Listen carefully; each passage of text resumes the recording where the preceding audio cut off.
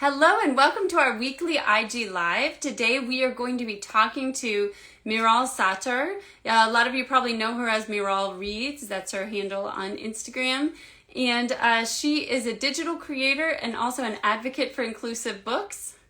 Hold on, let me get her on here for you. You really should be following Miral Reads. She has a lot of great recommendations and a lot Hi, of how are thoughts you? about it. Hello. Good. Thank you for joining us. Oh, yeah, Why don't you sure. go ahead So and my name introduce is yourself? Miral Sattar.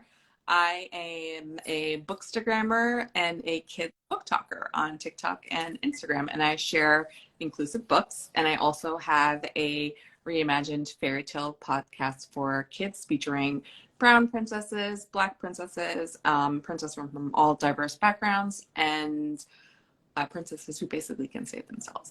And that is my part of what I do. But my day job is I run a publishing marketing services agency. So authors and publishers hire my company to help them with their book launches and their TikTok strategies. Well, and I wanted the second part of that about that agency, I want to get into later.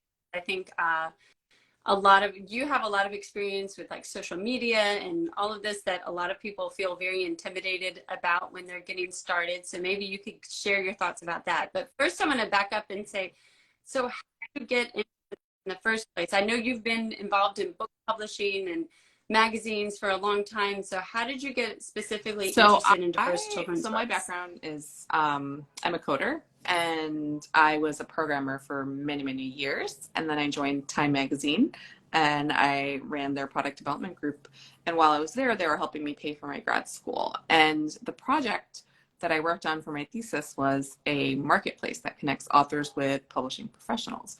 But, and this was back in 2013, but what I was seeing in the marketplace is that brown voices were largely underrepresented.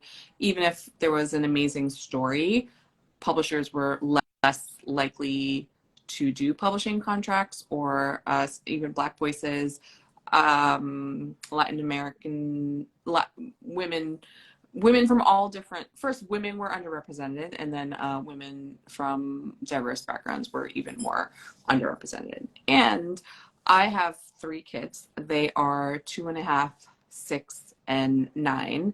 And when I'm trying to read them a story, what I found is my daughter really loved fairy tales, but I found myself changing the stories quite a bit to kind of adapt to a narrative that we could identify with a little bit more. She was obsessed with Thumbelina when she was 3 years old, and if you're a parent, it's basically a little girl, and then she gets passed on from a frog to a toad, and she basically has no body autonomy. So my husband and I were constantly changing stories as we told them. So that's where the idea for the podcast came about. What would you say to someone who says, "Oh, come on, they're just fairy tales. We grew up Oh, with them. It's no oh, big I hear deal." that all the What time. would you A say lot to of them? people, when I first proposed my Rapunzel with brown hair, a lot of people were really upset that she had brown hair. They told me Rapunzel is from Germany. Rapunzel is blonde. And the thing that you have to understand is the Grimm brothers actually took a lot of fairy tales and they collected them as an oral history in Germany, but a lot of the fairy tales were actually from all around the world. So one of the earliest variations of Cinderella is a Greek and Egyptian story, and another version is from China, and those actually predate a lot of our fair-skinned blonde princesses. Disney actually took a lot of them and made them into helpless princesses. So Disney took stories that were already in the public domain and then they commercialized them. And then now they sue anyone who tries to use any of their characters. So interesting. Have you run into any with somebody giving you, I mean, like over copyright over your kind of reimagining of No, the fairy because tales, or I not, vetted or no? everything through a lawyer and she filed all the copyright for me and she checked everything. So I'm not allowed to use certain words or the names of certain characters. If you notice, Rapunzel in Disney is not her name. It's not Rapunzel. It's the movie's called Tangled. So yeah, as long as we don't use the same characters as them or likeness of their characters. So. what are some of those main issues? And I love that history, because I think a lot of people don't know that. I mean, one, like you said, we're mostly familiar with the European versions, and two, when we know about them, it's usually through a lot of it is through Disney, or even if we've read them, a lot of times they're kind of influenced by that by Disney. So when you are reimagining a fairy tale, what are some of the main issues that you're having to deal with? Obviously, you talked about the diversity, body autonomy. What are things I mean, you have to think I about? think about what are moral lessons for children, but then also make it entertaining. And thirdly, can children identify with them? We don't, I don't want my kids reading the same stories of helpless princesses who always need to be saved by a prince. So the first story that I did was Rapunzel. And instead, oh no, it was Princess and the Pea. And instead of her goal of being saved by a prince, she just loved to read books. So in that first fairy tale, she ended up staying at the prince's house and she couldn't sleep all night, and she wandered into the palace library, and then they kind of got to know each other, and they ended up liking the same books, and that was kind of the end of that story.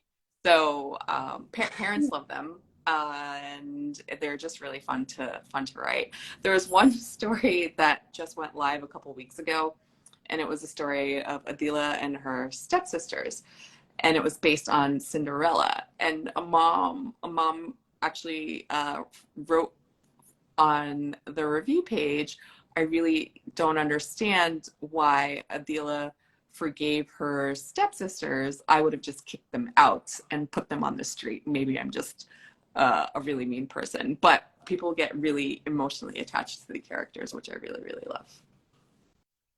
And then also they learn about the food That's and the great. cultures and the customs of other countries too, which I think is educational as well.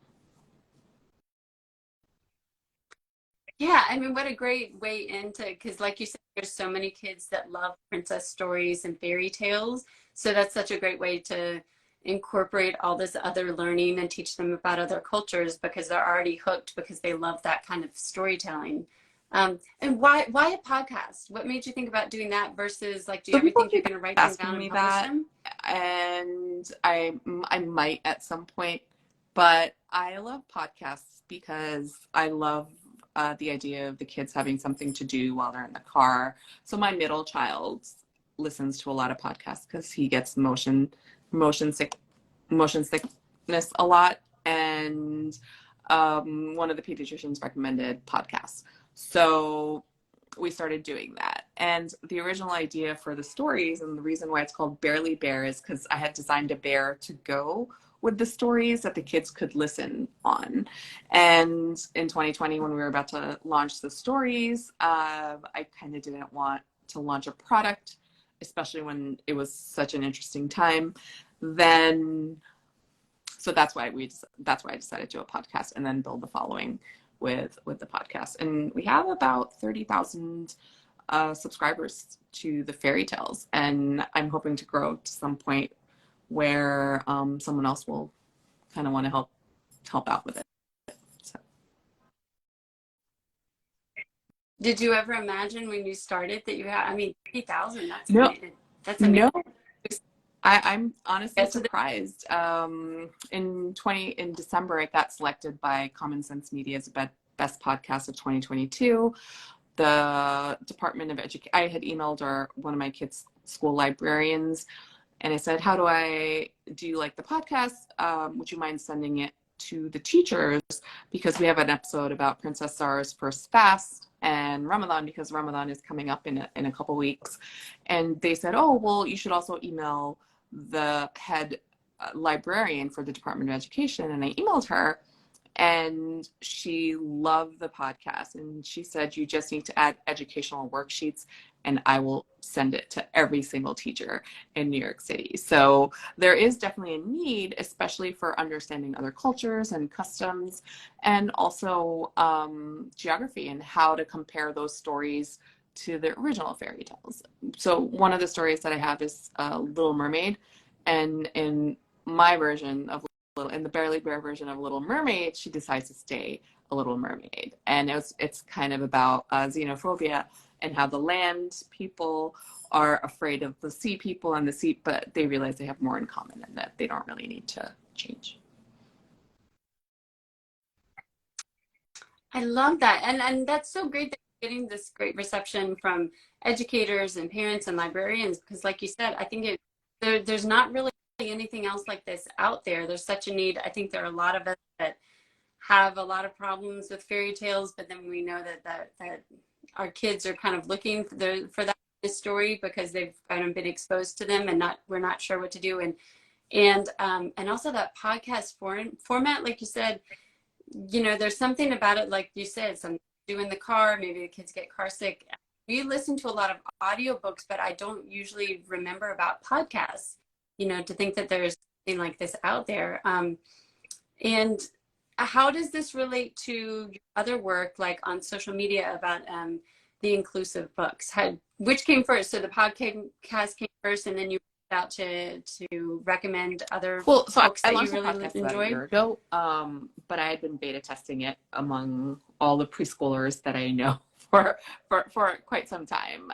Some kids gave me feedback that they hated one of the stories and it was too scary, so I kind of edited it a little. And so I wasn't sure how to go about marketing the fairy tales, and also whenever I would do book fair, I found myself always manually telling my friends what books to buy, or this one is about bullying, this one is about Chinese New Year, this one is about Ramadan, this one is about a cute little, there's one book that I really like, Queen of the Hanukkah Dosas, which is about a little girl who celebrates Hanukkah, but then her mom is Indian, so they have this tradition. So I found myself always recommending those books.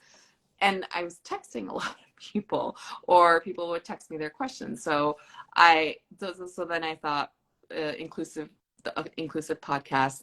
I would try doing social media for an inclusive podcast, and then also on TikTok as well, and because the mission was similar. And I think it was last year, one of my videos on Instagram went viral, or it was my first video to go viral, and I think it had almost 5 million views. So that's kind of how I grew my following.